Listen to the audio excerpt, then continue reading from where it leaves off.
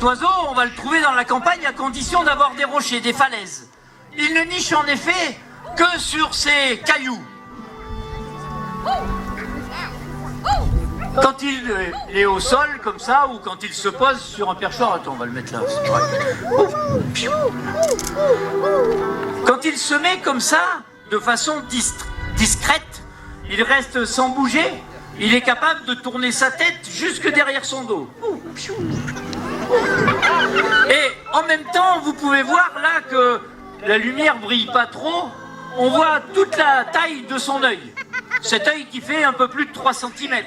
Il est de couleur jaune-orangé chez cet oiseau qui est jeune, il a 10 ans.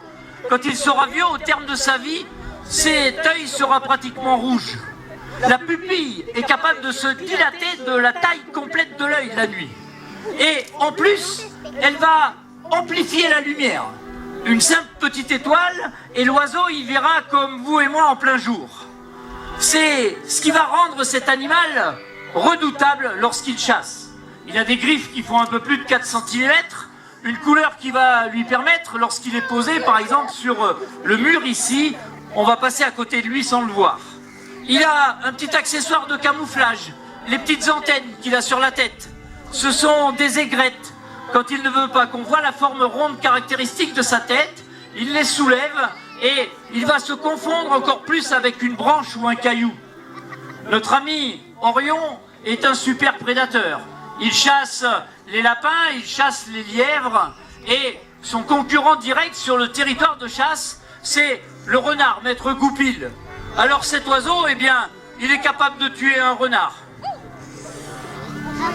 Non, et à ta robe, il y a une couleur, il y a quelque chose, il n'a pas envie, hein.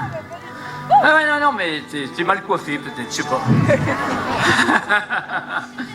Voilà, ça c'est mon ami Orion. Alors, les oiseaux, vous le voyez, ils ont toujours un petit peu des affinités avec les uns, avec les autres. Notre ami Orion, des fois, il boude un petit peu. Cet oiseau est un super prédateur, donc je parlais des renards, il est capable de tuer le renard pour éliminer la concurrence sur son territoire de chasse. Il est capable de pêcher une truite dans un ruisseau quand l'eau est peu profonde et transparente.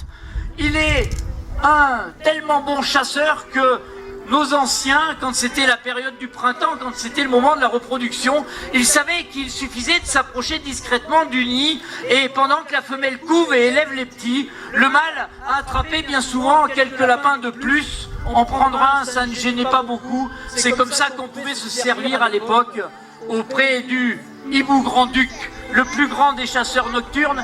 Il s'appelle Orion, il a 10 ans et vous pouvez l'applaudir très fort.